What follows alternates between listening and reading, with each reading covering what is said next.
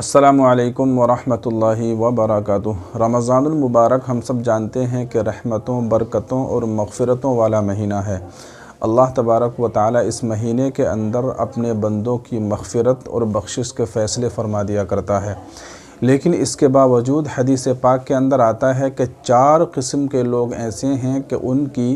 رمضان المبارک کے اندر بھی مغفرت اور بخشش کے فیصلے نہیں ہوتے۔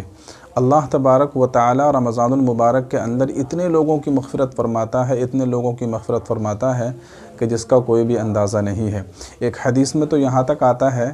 کہ جب افطار کا وقت ہوتا ہے نا، تو افطار کے وقت اللہ تبارک و تعالی روزانہ 10 لاکھ ایسے بندوں کو جہنم سے آزادی نصیب فرما دیتا ہے کہ جن کے لیے جہنم واجب ہو چکی ہے۔ اور پھر جب رمضان المبارک کا آخری دن ہوتا ہے تو آخری دن افطار کے وقت اللہ تبارک و تعالی نے پورے رمضان المبارک میں جتنے لوگوں کی مغفرت اور بخشش کے فیصلے فرمائے ہیں، ان تمام لوگوں کے برابر آخری دن افطار کے وقت اللہ تبارک و تعالی لوگوں کی مغفرت اور بخشش کے فیصلے فرما دیتا ہے۔ لیکن اس کے باوجود 4 قسم کے لوگ ایسے ہیں کہ ان لوگوں کی مغفرت نہیں ہوتی۔ وہ کون کون لوگ ہیں؟ ان میں سب سے پہلا شخص ہے شرابی، یعنی جو شراب پینے والا ہو، شراب کا عادی ہو، شراب میں لت پت رہتا ہو اور صبح و شام دوپہر ہر وقت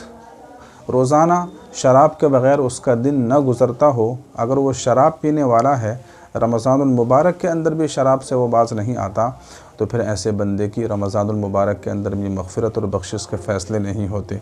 دوسرا وہ شخص کہ جو اپنے والدین کا نافرمان ہو، اس کے والدین، اس کے ماں باپ اس سے ناراض رہتے ہوں، اپنے والدین کو وہ ناراض رکھتا ہو، ان کے کہنے کو نہیں مانتا ہو، ان کو ستاتا ہو، پریشان کرتا ہو، اذیتوں میں،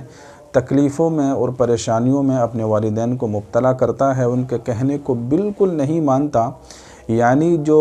یوں کہیے جو شریعت کے موافق کام ہیں یا جو اس کی ذمہ داریاں ہیں، والدین کا جو حق ہے وہ ان کو بھی نہیں مانتا۔ جو ضروری کام ہیں، جو کرنے چاہیے، جو والدین کی اللہ تبارک و تعالی نے اس کے اوپر ذمہ داریاں ڈالی ہیں، جو شریعت نے اس کے اوپر والدین کا حق رکھا ہے، ان ذمہ داریوں کو بھی وہ ادا نہیں کرتا، تو پھر ایسے بندے کی بھی رمضان المبارک کے اندر مغفرت اور بخشش کے فیصلے نہیں ہوتے۔ تیسرا وہ شخص کہ جو رشتے اور ناطے کو توڑنے والا ہو، رشتہ داری کو ختم کرنے والا ہو، یعنی بلا وجہ اپنے رشتہ داروں سے لڑائی جھگڑے کرتا ہے، بلا وجہ رشتہ داریوں کو توڑتا ہے اور اپنے رشتہ داریوں سے میل محبت نہیں رکھتا، ان سے بلا وجہ ناراضگی رکھتا ہے، ہر وقت غصے میں رہتا ہے، یعنی رشتہ داریوں سے کسی طرح کا میل ملاپ، کسی طرح کا کسی طرح کی محبت اس کی طرف سے نظر نہیں آتی، تو جو رشتہ داریوں کو توڑنے والا ہو بلا وجہ، تو ایسے شخص کی بھی رمضان المبارک کے اندر مغفرت اور بخشش کے فیصلے نہیں ہوتے۔ اور چوتھا اور آخری وہ شخص ہے کہ جو اپنے دل کے اندر کینہ، حسد، بغض اور جلن رکھنے والا ہو، تو جو اپنے سینے کے اندر، اپنے دل کے اندر کینہ، حسد، بغض اور جلن رکھنے والا ہوگا، تو ایسے بندے کی بھی مغفرت اور بخشش کے فیصلے نہیں ہوتے۔ حسد تو اتنی بڑی بیماری ہے کہ جس کے بارے میں اللہ کے رسول علیہ الصلاۃ والسلام نے فرمایا کہ ایاکم والحسد فإن الحسد تأکل الحسنات کما تأکل النار الحطب، کہ حسد سے بچو، اس لیے کہ حسد تو ایسی مہلک بیماری ہے کہ حسد آپ کی نیکیوں کو ٹھیک اسی طریقے سے کھا جاتا ہے کہ جیسے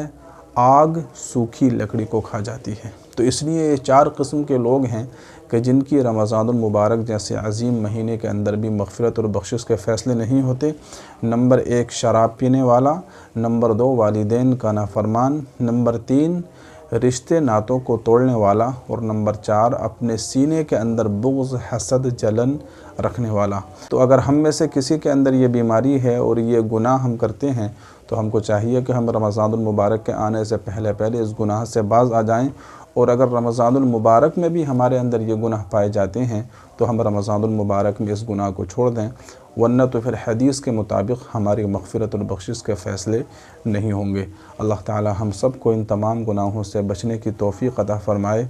اور رمضان المبارک میں ہم تمام کی مغفرت اور بخشش کے فیصلے فرمائے۔ اس ویڈیو کو زیادہ سے زیادہ شیئر کیجیے، آپ کا کوئی سوال ہے تو کمنٹ کیجیے، ویڈیو کو لائک بھی کر دیجیے۔ السلام علیکم ورحمۃ اللہ وبرکاتہ۔